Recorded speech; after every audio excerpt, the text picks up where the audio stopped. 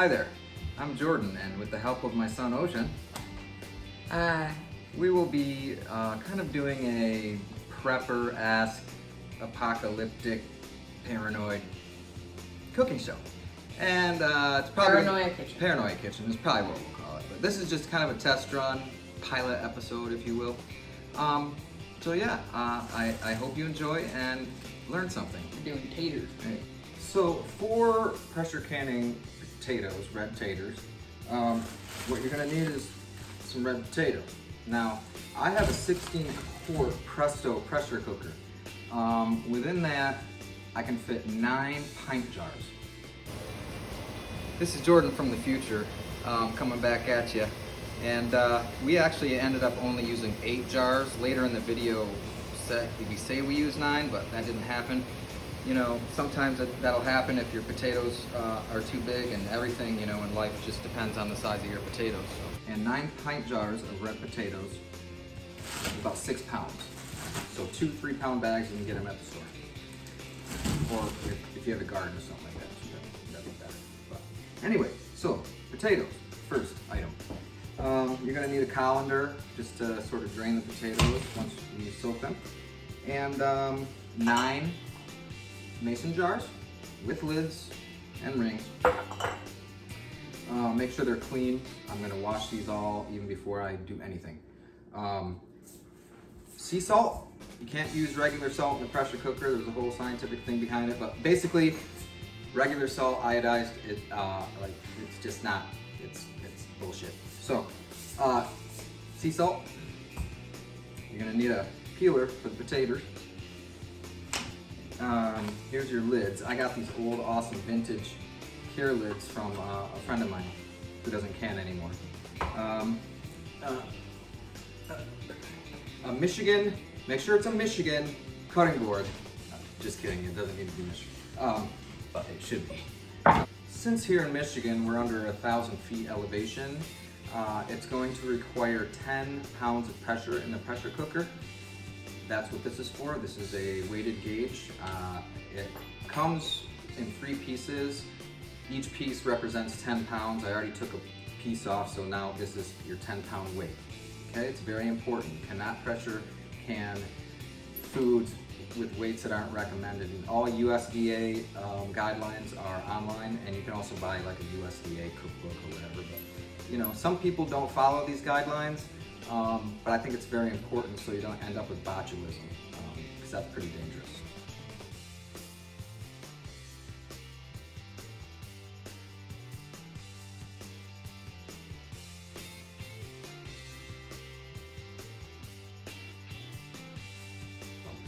Let's get ready.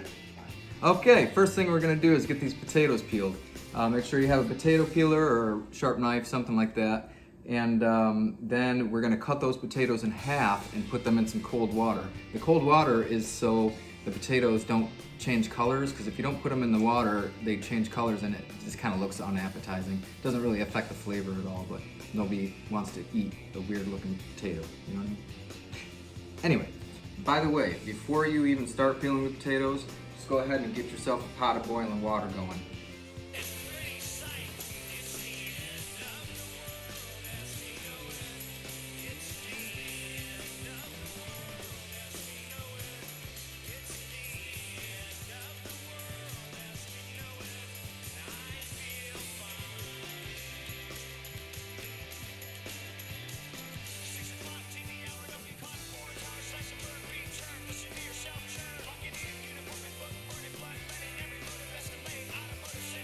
All right, now that we got our potatoes peeled and all soaked in this water, we're gonna just dump it out through the strainer in the sink, get all that starchy water out of here. We don't need it, okay?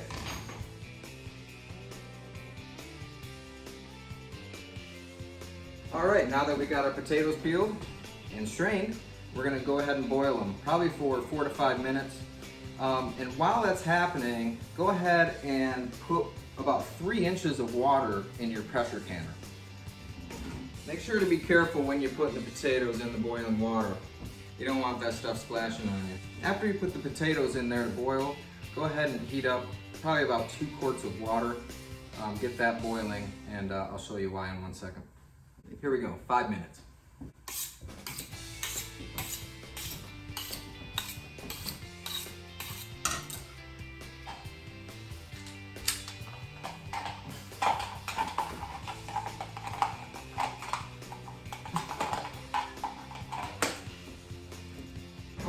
so now that our potatoes are done, we're gonna go ahead and put them in the strainer once again and just ditch that starchy water. We don't need it. Now, I put a pot of water on here earlier. To you, it was probably 5 seconds ago. But we got that boiling now, and what we're gonna use that for is when we have the potatoes done and ready, we're gonna load these mason jars up and we're gonna pour the boiling water, fresh water, not the starchy water, into the jars with the potatoes. Okay, what we want to do while we're waiting for those potatoes is we're going to heat these lids up. These are the old school lids. They have a compound on there that requires them to be heated up and softened a little bit. So we're just going to put some hot water in there. Throw it on the stove for about a minute. When you take the lids off the stove, just set them on something over here next to you. And when you put your potatoes in there, just make sure they're in there. It can be a little game of Tetris sometimes to get them in there, but all right. And now we're gonna take our water again.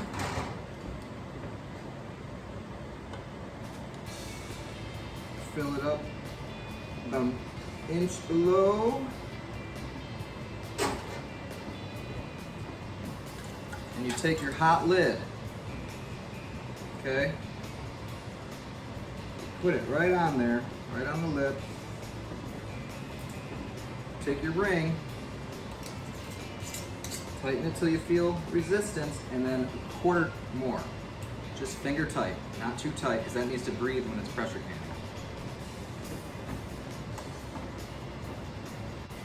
And I got all 9 pint jars, 3 more little potatoes.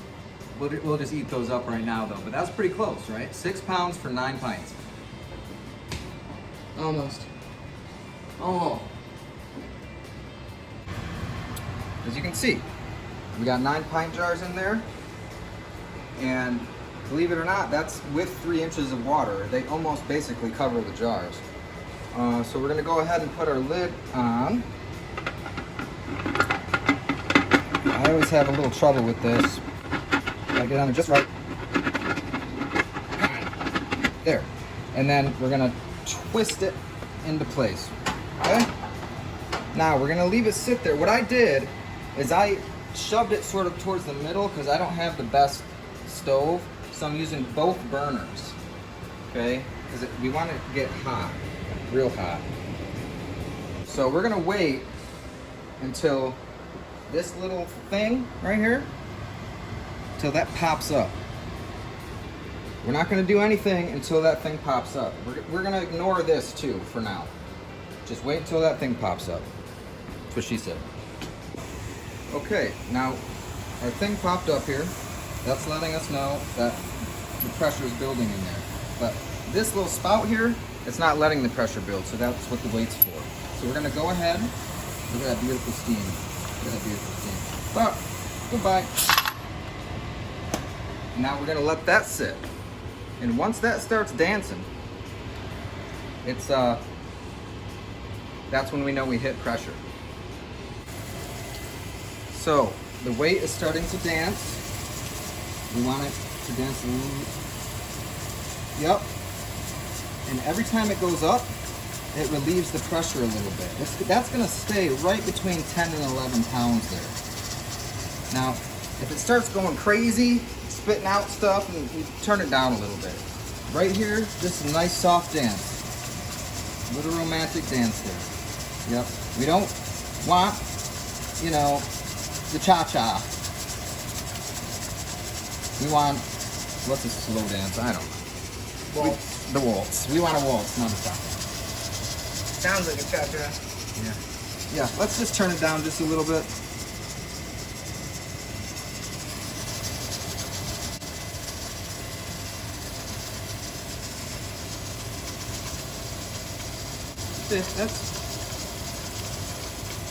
That's pretty good. That's pretty good. So once you get your heat up, you know, pressure up, just go ahead and turn your burners down. And if it stops dancing, your pressure is too low. But here's the thing.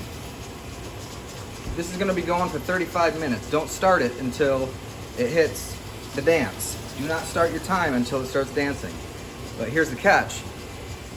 If it stops dancing, you have to start all over again. Okay, so if you've had it on there for 20 minutes and you walk away or something and the pressure drops and that thing stops dancing, you got to start it all over again for 35 minutes. There's no way around that. So it's starting to get a little bit slow. I'm going to turn it up just a little bit to make sure it doesn't stop. There's a sweet spot. You'll find it. It just takes a little bit of experience. So, okay. Okay, it's been 35 minutes. What I'm going to do is I'm just going to shut the burners off. Okay? And I'm not going to open this pot. Do not open this pot until that button goes down. There's 11 pounds of pressure built up in that. And if you try to open that, you probably couldn't in the first place, but if you actually succeeded, good luck getting a hospital bed during COVID. We'll be right back when this is done, and we'll show you what it looks like. All right, looks like our button went down there, which means it's safe. We can take the weighted gauge off there. No steam coming out. Give it a good twist.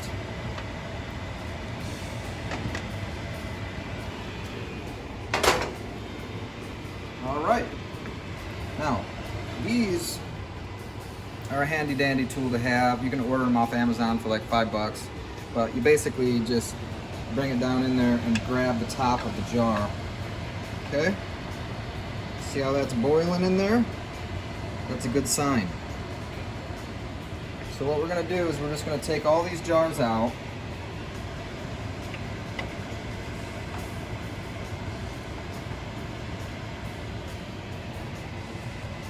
And just let them sit. And they're gonna naturally cool on their own, and you're gonna hear those lids go pop, pop, pop.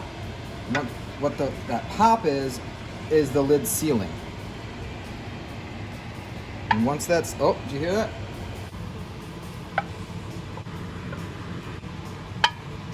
Yep. The heat mixed with room temperature is causing that suction, and that's what we want. We want that good seal. And so we're just gonna let these sit here overnight, 12 to 24 hours. I usually just do it overnight and just put them in a cupboard or something in the morning. All right, that's basically it for tonight. I hope you guys enjoyed it. Sorry it's so rough. Maybe we can make some more and we'll get better at this, but we really enjoy doing this kind of stuff, and I'm paranoid as hell, so it's good to prep a little bit, and it's just a good skill to have. So in the morning, what I'm gonna do is I'm gonna tap the lids with a spoon. And if it makes like a tink sound, that's when you know it's sealed. Okay, if it makes like a clunk sound, it's not sealed. You can reprocess it again and do it all over again, but then you risk the food getting mushy. So what I do, if it's not sealed, I'll just eat it, within a couple days, just throw it in the fridge.